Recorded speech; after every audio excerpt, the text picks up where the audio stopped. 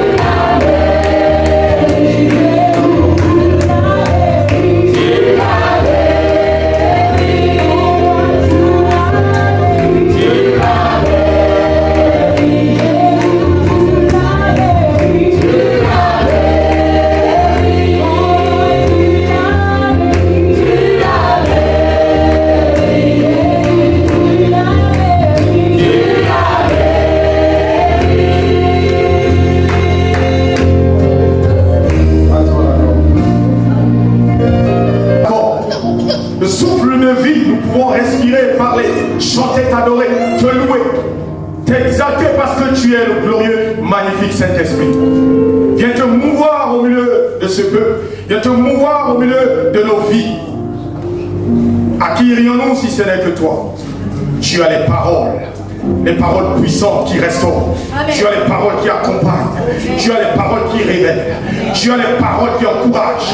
Tu as les paroles qui donnent la force de continuer la marche, de regarder qu'à toi, de regarder qu'à Jésus. Tu as les paroles et tu as la parole. Et c'est cette parole que nous voulons proclamer. C'est cette parole que nous voulons annoncer ce matin. Et tu as la parole et tu agis à l'instant parce que tu es venu pour libérer les cœurs. Chabro katalabouche. Shakaladebro sakata.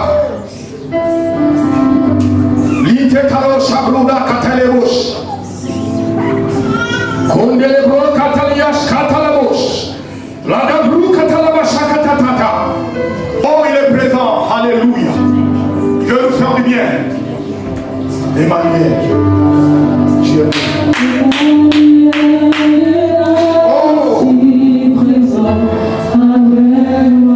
Et elle dit simplement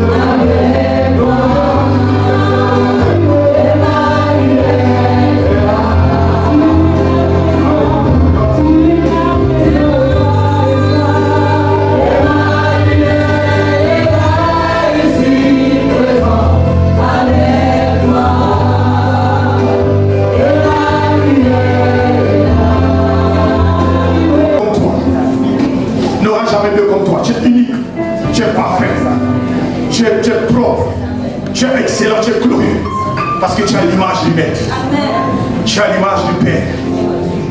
Alléluia. Bénissons le Seigneur. Et nous voulons saluer respectueusement. Voilà, couple pastoral qui nous visite ce matin. Nous vous saluons dans le péché dans le Jésus. Vous êtes la bienvenue au 25 logements. Soyez bénis. Et je voudrais également saluer le peuple de Dieu qui est là présent par la grâce de Dieu. Nous bénissons le Seigneur pour nos vies et également voulons dire merci à Papa Guy Roger qui nous fait confiance, qui nous confie vraiment son ministère parce que ce n'est pas chose facile. Nous bénissons le Seigneur pour sa vie et pour son ministère. Amen. Amen. Alors, le thème que le Seigneur m'a mis à cœur, Jésus revient. Jésus revient, aujourd'hui c'est difficile, aujourd'hui c'est assez rare de parler du retour de Jésus. Et nous pouvons voir dans la Bible, Abraham, le père de la foi, je vais introduire ce message dans l'Ancien Testament. Abraham, le père de la foi, qui va recevoir une parole de Dieu, et il va dire à Abraham, quitte ta patrie, laisse tes parents, et va dans un pays inconnu, sans boussole, sans direction. Pour une simple parole qu'il a reçue, Abraham va décider de quitter les bonnes choses, de quitter sa famille.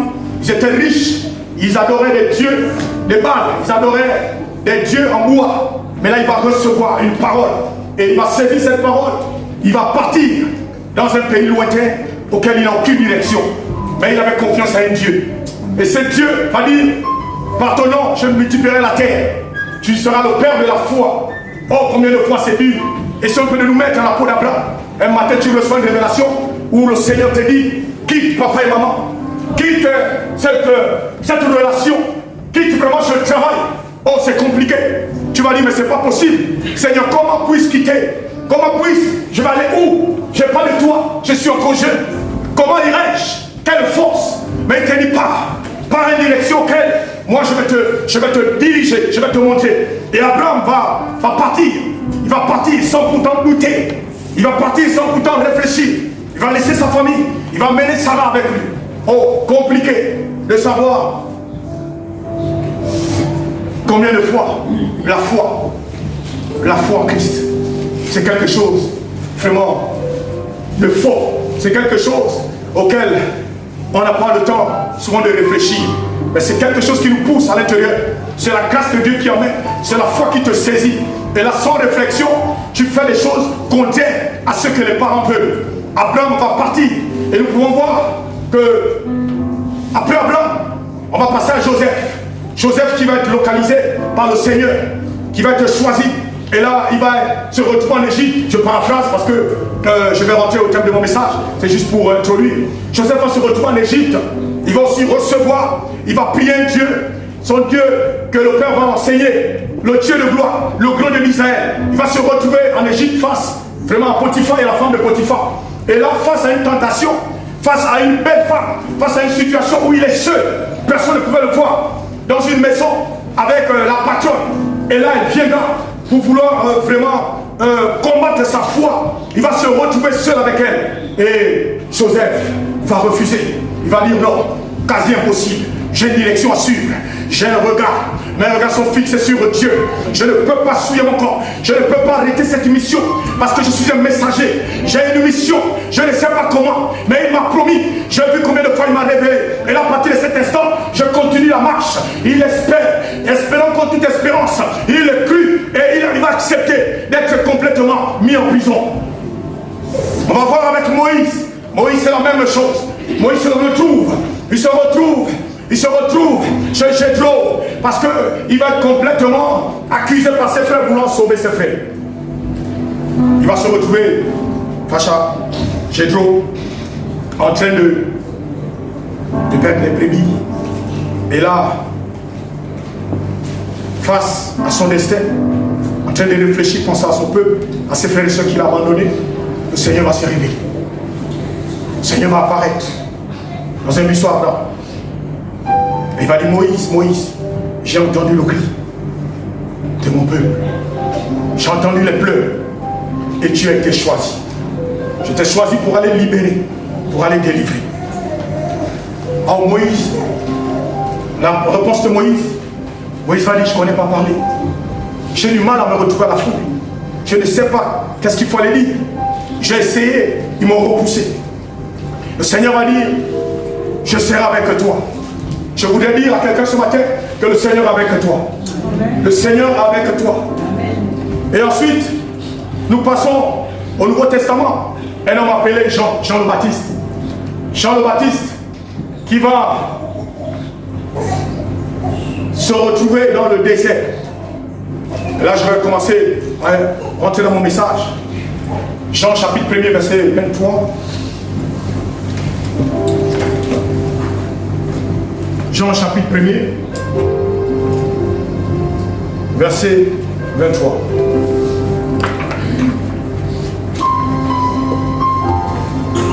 Moi, dit-il, je suis la voix de celui qui crie dans le désert, emplanissez le chemin du Seigneur, comme a dit Esaïe.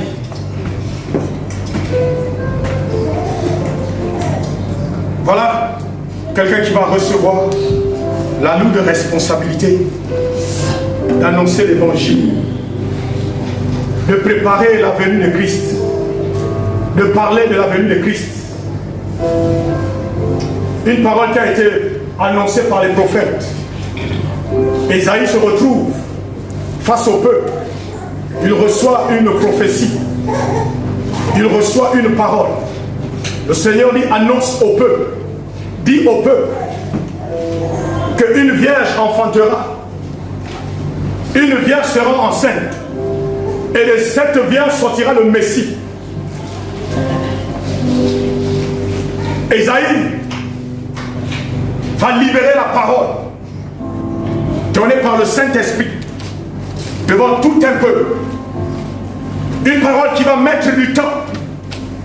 Une parole auquel les gens vont bouder, vont refuser de croire. Plus de 600 ans. Esaïe donne la parole. Et là, quand nous revenons à Esaïe 53, il va dire qui a cru? Qui a cru au message? Qui a cru à la parole? Qui a cru à l'arrivée? Qui a saisi cette portée que le Messie viendra? Par la prophétie qui a été donnée dans Esaïe. Esaïe 7, 14. Il donne le message. Et les gens comptent les années. Les mois passent. Les années passent. Oh, imaginons comment les docteurs de la loi agissaient. Les docteurs de la loi, à un moment, ils viennent vers Esaïe. Est-ce que réellement ta prophétie, elle était exacte?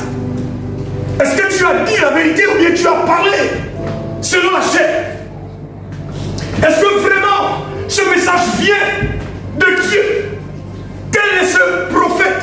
Quel est ce Jésus? Quelle est cette femme qui va naître un Messie? Dieu ne peut pas naître dans le ventre d'un être humain. Quasi impossible. Et nous voyons Esaïe 53. Esaïe rappelle qui a cru. Qui a cru à la parole? Qui a cru au message? Qui a cru à l'arrivée? Qui a cru au Sauveur? Et quand nous allons à Esaïe 55, nous voyons que certainement ils sont repartis. Posez la question à Esaïe. Esaïe, dis-nous un peu. Tu as troublé le peuple. Tu as troublé le monde. Tu as troublé l'humanité. Esaïe 55, à partir du verset 9. Par ta parole, par ta prédication, je veux dire verset pour verset. Parce que nous, le Dieu qu'on attend, il ne peut pas naître d'une vierge.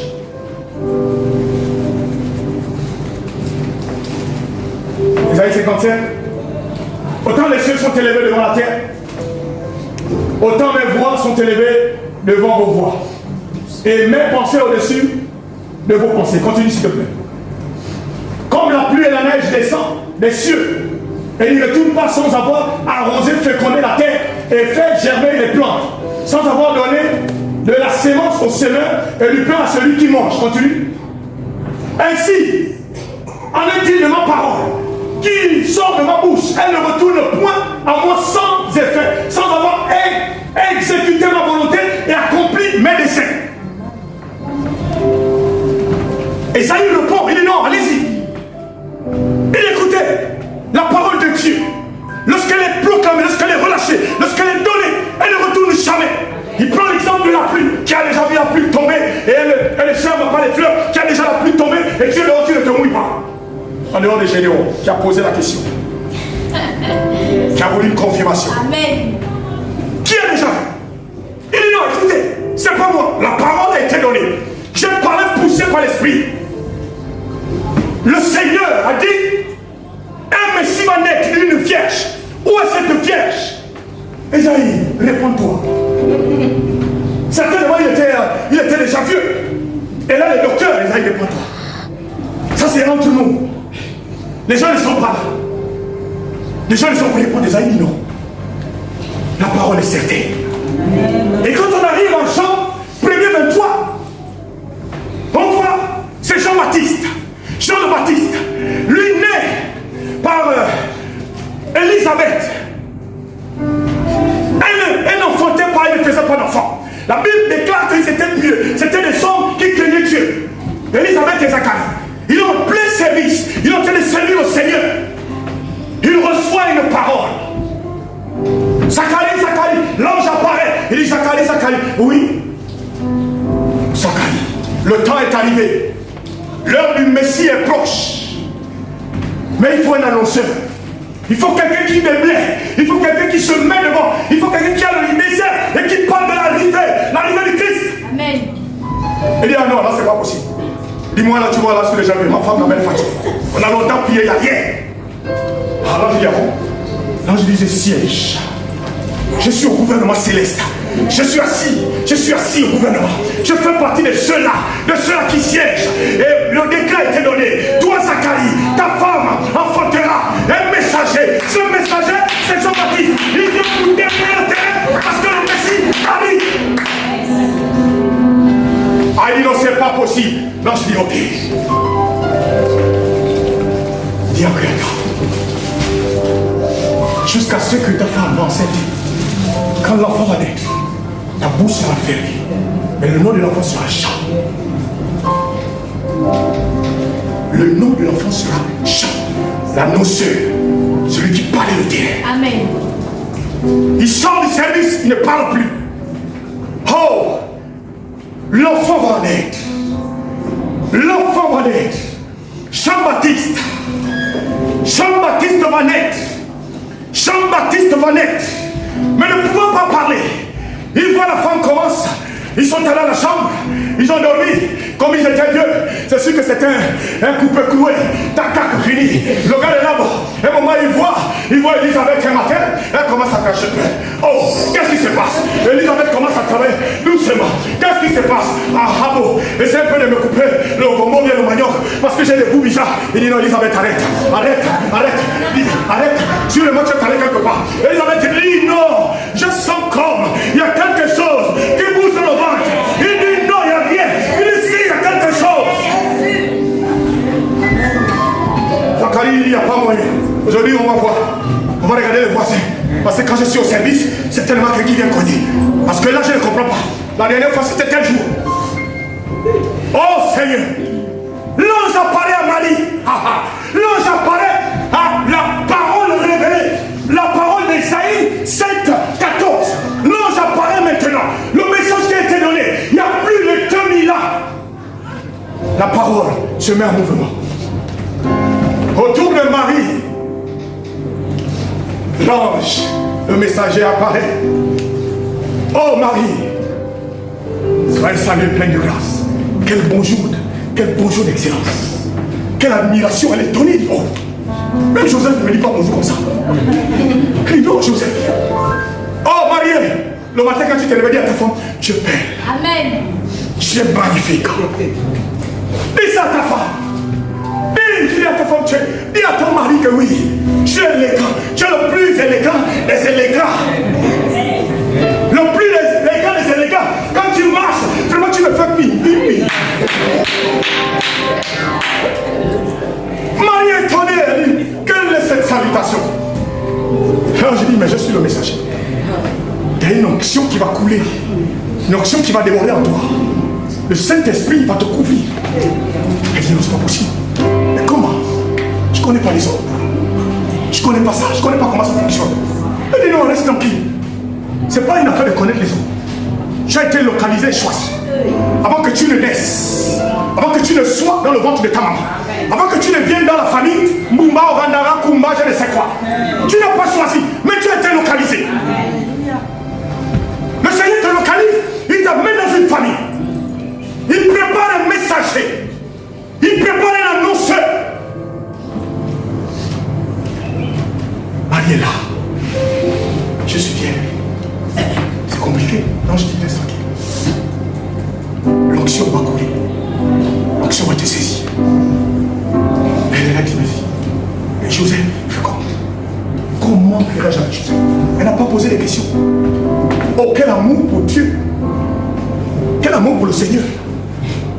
Entre ta relation, ou bien entre ton travail, ou bien entre ce que tu entreprends. Il vient et te dit, voilà le programme, voilà la chronologie, voilà le fonctionnement. Tu ne réfléchis même pas, tu dis, ok, moi je m'en vais. Tu fais une demande manuscrite, tu demandes la démission. Ils sont comme des fous.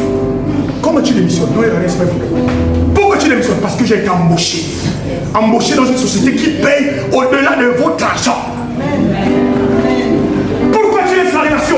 Frère, sœur, je laisse la relation parce que je m'avais maintenant rencontré l'époux.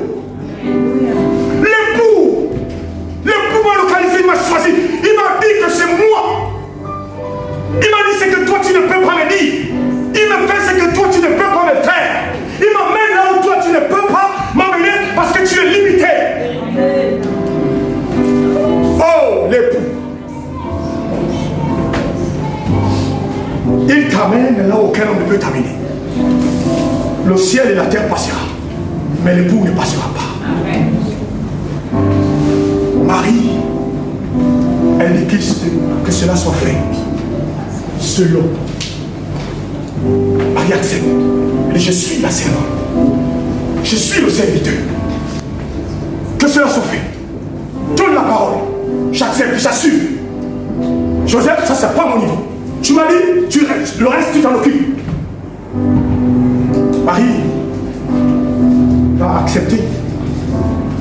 Quelle humiliation, parce que être enceinte sans pourtant être mariée,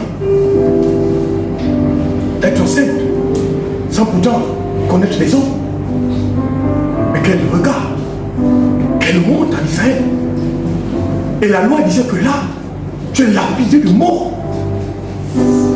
On te lapide, tu dois mourir. Fiancé, bien au point de fiancé la présent. Fiancé là vous êtes séparés. Joseph dort ailleurs, Marie dort ailleurs. Comment faire? Comment expliquer aux parents? Comment dire à Joseph que je suis enceinte? Comment? Elle garde ça pour elle. L'espérance. Elle garde ça pour elle. Le Messie va arriver. Elle va être enceinte et elle va aller visiter Élisabeth. Elle arrive à la maison d'Élisabeth. La Bible déclare que rien que par sa salutation, dès qu'elle a donné le bonjour à Élisabeth, l'enfant s'est connecté au Messie. Amen.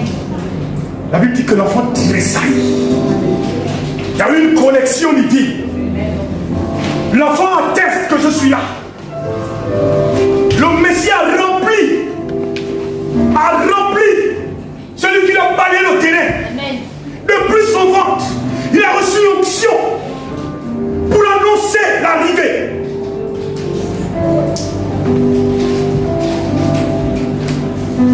Et l'arrivée de l'enfant, c'est là où il se retrouve à prêcher au désert. Il dit, je suis venu pour annoncer, pour proclamer, pour crier l'arrivée du Seigneur. Le retour, l'arrivée du Seigneur. Et malgré ça, beaucoup n'ont pas cru. Beaucoup ont refusé de croire. Et le Messie est né. Et nous voyons encore dans Luc 2, deux personnages. Luc 2, 25. Un homme appelé Siméon, vieux. Et voici là-bas à Jérusalem un homme appelé Siméon. Cet homme était juste et pieux. Il attendait la consolation d'Israël et l'Esprit Saint était sur lui. Continue, frère. Il avait été divinement averti par le Saint-Esprit qu'il ne mourrait point avant d'avoir vu le Christ du Seigneur. Passe à 36. Verset 36. Il y avait aussi une prophétesse, Anne, fils de Phanuel, de la tribu d'Aser. Elle était fort avancée en âge. Elle avait vécu 7 ans avec son mari depuis sa virginité. Continue. Restée veuve et âgée de 84 ans. Elle ne quitta pas le temps et elle servait Dieu nuit et jour dans le jeûne et la prière. Voici 2 personnages qui ont cru à la parole. 2 personnages qui sont restés intègres, qui sont restés dans l'attente, qui sont restés dans la recherche du Seigneur, qui sont restés dans le désir, la soif de l'arrivée du Seigneur. Siméon vieux, l'esprit l'atteste, puisqu'il était en attente, il a cru à la parole, il espérait la venue du Messie, celui qui va transformer la vie de l'humanité. Le Seigneur cherche des cœurs disposés qui ont soif, des cœurs qui désirent, des cœurs qui crient le retour du Seigneur. Et là, le Seigneur va se révéler à un vieux. Il dit, avant de mourir, tu feras le Messie. Anne, 7 ans de mariage, c'est compliqué. Elle avait quel âge? 7 ans. Elle a vécu 7 ans. Aujourd'hui, quelqu'un perd son mari. Bon, on va dire, c'est pas là. C'est un souci. Le diable a mangé. 7 ans. Anne perd son mari. Elle aurait pu se remarier. Mais elle s'est consacrée. Elle s'est mise à part pour les choses du royaume, les choses de l'œuvre. Elle espérait voir le Messie. Et la Bible dit qu'elle passait du temps au temple. Elle passait du temps à annoncer l'évangile, à préparer les cœurs, à parler de Dieu, la venue du Messie, la venue de celui-là qui va sauver le monde, qui va transformer le monde. Anne. Dieu cherche des Anne. Dieu cherche des Siméon. Dieu cherche des personnes qui regardent le son du royaume, qui annoncent l'arrivée du Messie. Pour ces personnes qui ne croient pas, le Messie est venu et il est reparti. La Bible dit que Siméon a vu le Messie. La parole s'est accomplie. Et aujourd'hui, nous doutons du retour de Jésus. L'Église, pas le monde, l'Église actuelle doute du retour de Jésus. Beaucoup disent que mais depuis là, qu'est-ce qui se passe? Depuis plus de 2000 ans, il ne vient pas. Depuis plus de 2000 ans, il n'y a rien. Chrétien, la foi en Christ. Il a dit, je reviens vous chercher. Je reviens chercher l'Église. Il revient chercher son Église. L'espérance, le retour de Jésus, c'est par la foi. Nous devons nous accrocher. Les temps sont mauvais. Les signes ne font que se révéler. Nous voyons aujourd'hui en Ukraine. C'est pas étonnant. Les chrétiens sont avertis. C'est pas étonnant de ce qui se passe actuellement. Nous voyons des viols, nous voyons des parents qui couchent avec leurs filles. Nous voyons des filles, des baisses. C'est biblique. C'est des choses qui ont été annoncées. C'est des choses qui sont révélées. Le gouvernement céleste a tout programmé. Il n'y a pas un gouvernement comme le gouvernement céleste. Tout est préparé. Tout est agencé. Tout est millimétré.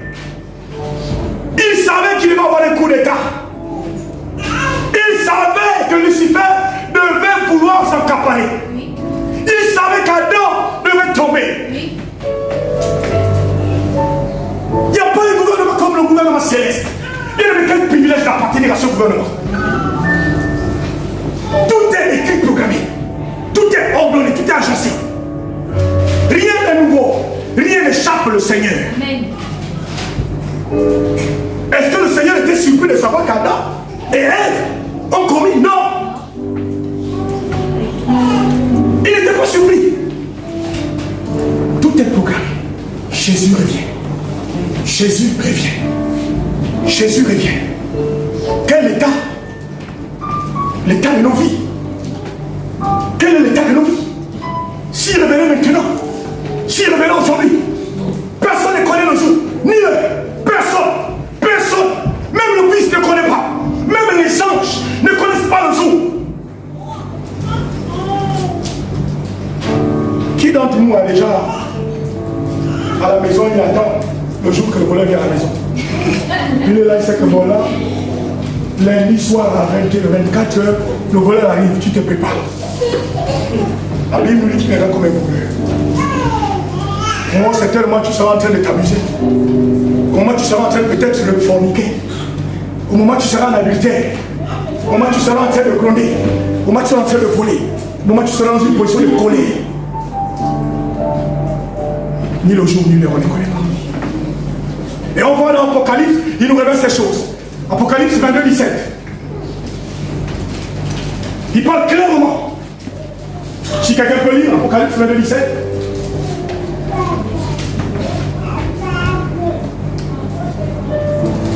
Et l'Esprit de Dieu, et l'Esprit et l'épouse disent, viens. Et que celui qui entend dise, viens. Et que celui qui a soif vienne. Que celui qui veut prenne de l'eau de la vie gratuitement. Amen. Continue, maman. Continue. Je le déclare à quiconque entend les paroles de la prophétie de ce livre. Si quelqu'un y ajoute quelque chose, Dieu le frappera. Les fléaux décrits dans ce livre. Oui, continue. Et si quelqu'un retranche quelque chose des paroles du livre de cette prophétie, Dieu retranchera sa part de l'arbre de la vie et de la vie, ville sainte, décrit dans ce livre. Continuons. Jusqu'à la fin. Celui qui atteste ces choses dit, oui, je viens bientôt. Amen. Viens, Seigneur Jésus. Amen. Amen. Celui qui atteste ces choses dit, je viens bientôt. Amen, je viens. Église, le retour du Seigneur est imminent.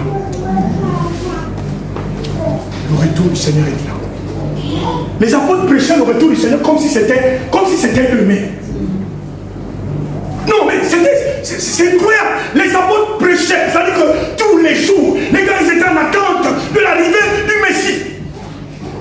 Pierre prêche, il prêche le retour de Christ. Il prêche, soit bien comme Seigneur. Paul vient, il prêche le retour comme si c'était le même. Aujourd'hui, l'église, c'est le message que les églises ne veulent plus entendre. Le retour de Christ. Je suis encore jeune. Il y a des gens qui meurent à 20 ans. Des gens qui meurent à 15 ans. Il y a des gens qui meurent à 20 ans. À 40 ans. Tu peux être enlevé. Tu peux être enlevé par le Seigneur. Mais où iras-tu? Où ira ton âme? Tu iras où? Et que Jésus revient. Il veut dans une position de sainteté. Il veut dans une position d'attente du retour de Messie. La mort, nous ne connaissons pas la mort, elle vient comme un voleur. Demain après-demain, je peux partir. Je ne connais pas le jour. Mais quelle sera ma position?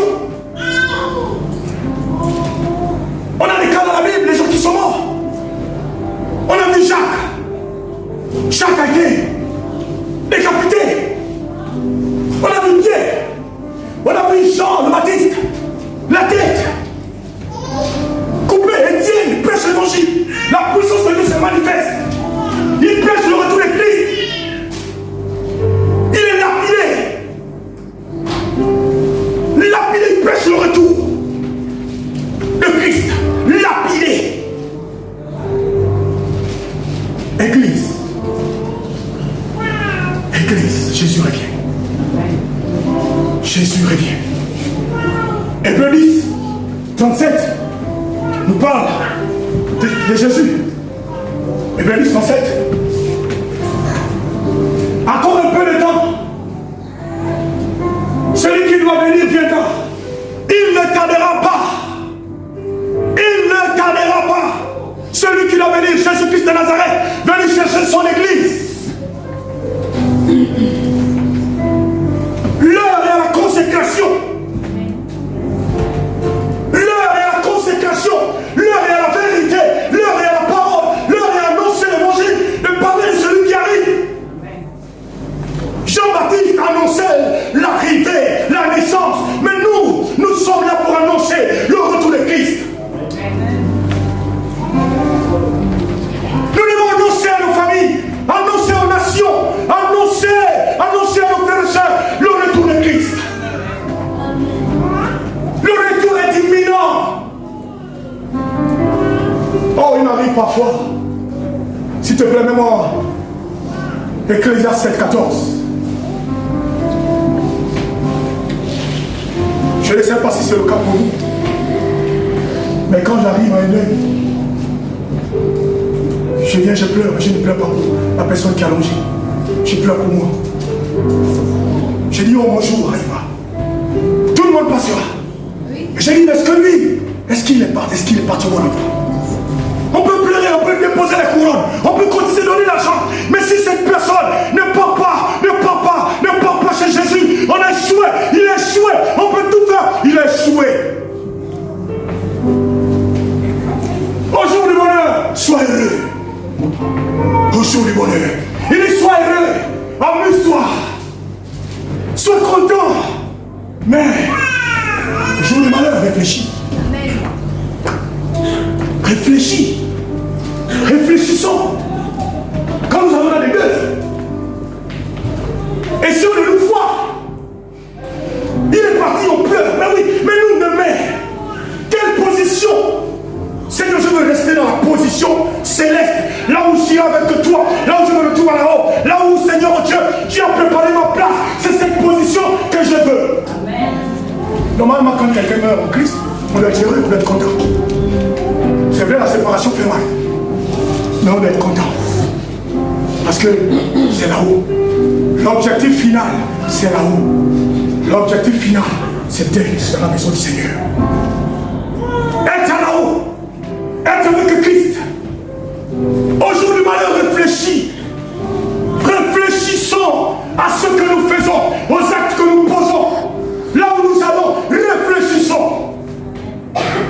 Jésus-Christ revient bientôt. Réfléchissons. Lorsque nous sommes à l'extérieur, lorsque nous sommes seuls, réfléchissons au jour du malheur. Matthieu 16, 27.